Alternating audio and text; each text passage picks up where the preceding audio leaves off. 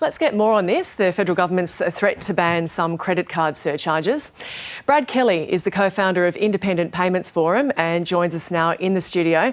Brad, how significant a move would this be from the government to outlaw these surcharges on debit card payments? And this is from the start of 2026, of course. This is hugely significant. The bill for merchant fees in this country is $6 billion. Debit is 80% of the transactions that we make every day. So if we can get this debit surcharging and the underlying costs that merchants pay, and that's key, those costs have gone up dramatically. So if we can get that right and get the underlying fees fixed, then we have some way forward, which is great news. Now, the Albanese government says it'll implement the ban if it can guarantee that consumers and small businesses will benefit from the move. Are there any concerns there for you? And where does the RBA come into these decisions? Look, the key in that is that last sentence, which I alluded to earlier. It's all right to ban surcharges, but if we do that, then that impost goes straight to the small business. If you're dealing with a cafe, their margins are razor thin, like 2 to 4%. If you take 2% in a merchant's fee, you might as well close the doors. So our vision on this is to get that sorted. We think the Reserve Bank, ACCC and government needs to work together. And the RBA needs to find its teeth as the regulator to get this moving through.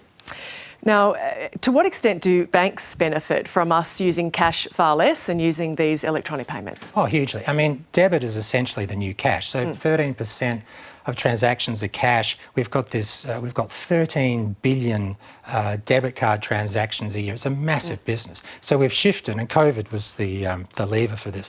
We shifted from what was left of cash to debit primarily. Credit is arguably on the decline. So it's this debit form factor that we have to get right. It is very cheap to process. It doesn't cost 1 or 2%.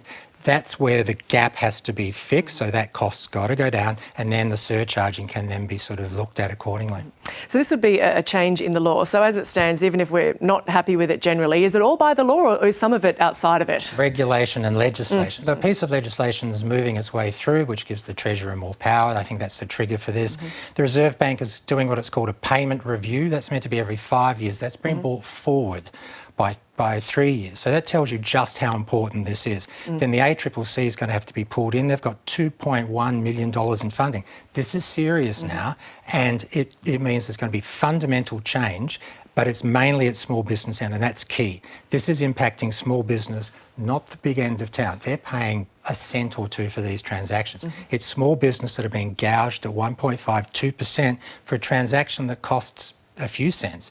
That has to change. We've got to get some sense back into this because it's simply not fair on small business. And the date here is set to 2026. Are there any changes that could be, you've alluded to some there, but changes for the part of consumers that could be made in the meantime? Look, for consumers, sadly, there's probably not a lot we can do. I'm hearing a lot of noise about we put a chip in our car, we do that. Those exits have been sealed already. The providers of these facilities know where all this is. So they've been very cleverly sealing up. There's software that drives the merchant terminal, blah, blah, blah. There's not a huge amount that we can do. But I think it's important that we don't get angry at our small business when they surcharge us. That is not what they're doing. They're not gouging. They're recouping the cost of acceptance, which is legal, and these high fees are an unintended consequence of that, and this is what we're trying to reverse out of now.